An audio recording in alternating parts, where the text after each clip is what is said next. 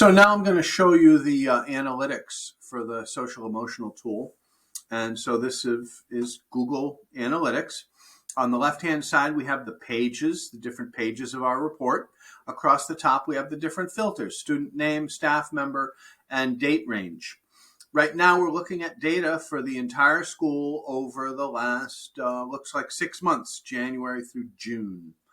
Let's make this data more relevant. Let's limit it to just Bob Cratchit, just Bob. And here he is, Bob Cratchit. And so now we can see that there are 2 data points for Bob Cratchit, one on January 13th and another on June 3rd. This means that 2 forms were filled out for this student. Anyway, you see the word self-awareness here. This is a summary of the self-awareness page. So if I click the self-awareness page, I will see all the domains that are composed in this self-awareness graph. And I look at this graph and I can see that the student is improving. Okay, there's more yellow and less red on June 3rd.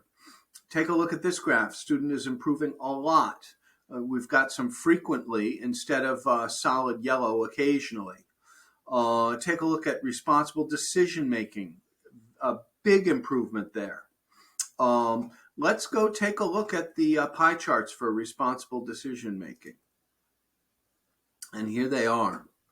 Problem solving skills, identifying solutions, moral, personal, ethical decision making. We can see there's a lot of struggle in these guys. Contributes to class. Student is contributing.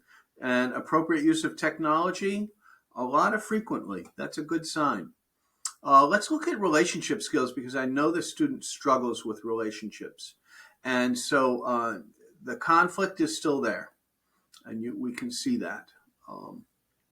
Want to show you one more thing. In transition planning, the student has no data and actively participates in team meetings and explores, maintains volunteer employment. He's got no data here because he's too young to get a job. There's no data here. This is right from the form. If you look at the form, not assessed is an option. And so those who filled out this form, they clicked not assessed for actively participates in team meetings. And that means they haven't seen it.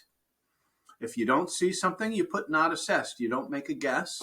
And that's why this has no data. And that's exactly what we want. If they haven't seen it, we don't want them to put it in.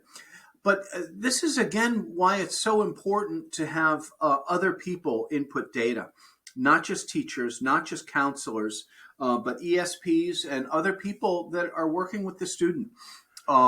The more data points we get in, the clearer view we have of the student.